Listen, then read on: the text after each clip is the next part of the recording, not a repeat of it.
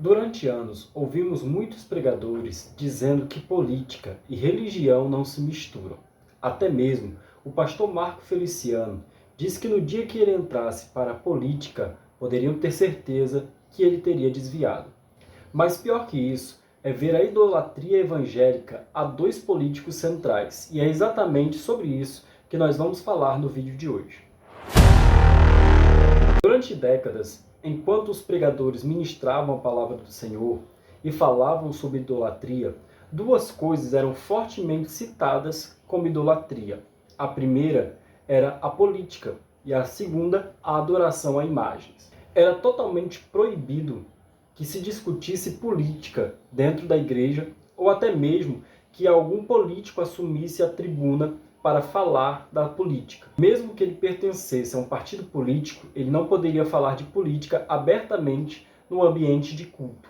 Também era totalmente proibido as imagens de escultura que é vista somente na Igreja Católica, porque para muitos era pecado. Mas hoje nós vimos até mesmo dentro da igreja imagens de escultura sendo representadas a pastores. Se era pecado antes, por que não é pecado hoje? Se era errado antes, por que já não é mais errado nos dias atuais? Isso é assunto para outro vídeo. Nós vamos falar hoje sobre os presidentes que a igreja idolatrou. No ano de 1989, durante as eleições e fim da ditadura, muitos líderes evangélicos apresentaram Fernando Collor como defensor moral e também pelo fim do comunismo. Não preciso nem dizer como tudo acabou. Depois de tudo isso, as igrejas evangélicas fecharam suas portas para políticos que só procuravam as instituições em anos eleitorais. Décadas depois, um novo nome surge: Jair Messias Bolsonaro, que assim como Collor, começou a receber forte apoio das lideranças religiosas do país, como Edir Macedo, Silas Malafaia, com um discurso bem diferente do de Collor, que era Deus, pátria e família. Deus, pátria, família e liberdade. Obrigado, meu Deus, por esse momento.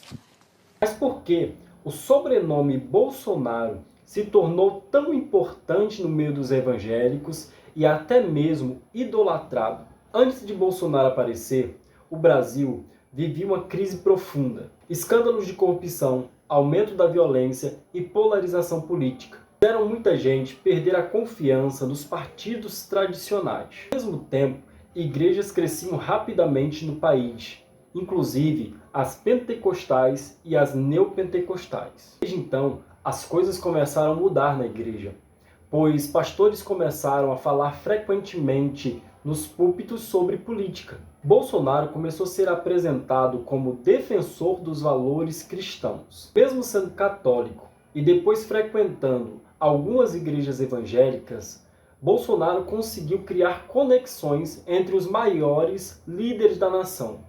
O batismo no Rio Jordão ajudou a fortalecer ainda mais essa imagem. Os pastores passaram a chamá-lo de levantado por Deus para salvar o Brasil, escolhido de Deus e até mesmo de novo Ciro. Essas narrativas começaram a crescer principalmente nas redes sociais. Outro fator que deu grande crescimento à campanha política de Jair Messias Bolsonaro foi o medo político, pois muitos cristãos acreditavam que os governos de esquerda ameaçavam liberdade religiosa, valores cristãos e princípios bíblicos. Bolsonaro passou a ser visto não só como um candidato, mas como uma barreira contra tudo aquilo que muitos acreditavam ser um perigo espiritual e moral. Muitos críticos, até mesmo cristãos, afirmam que parte desse apoio ultrapassou dos limites. Em algumas igrejas, os púlpitos eram dados aos políticos para que fizessem os seus comícios. Críticas a Bolsonaro eram tidas como ataques à fé. Foi aí que surgiu a idolatria política a Jair Messias Bolsonaro. A pergunta é: até onde a fé pode andar juntamente com a política, sem substituir a mensagem do Evangelho por uma ideologia? E você, acha que foi somente apoio político ou já virou idolatria? Comenta nos comentários.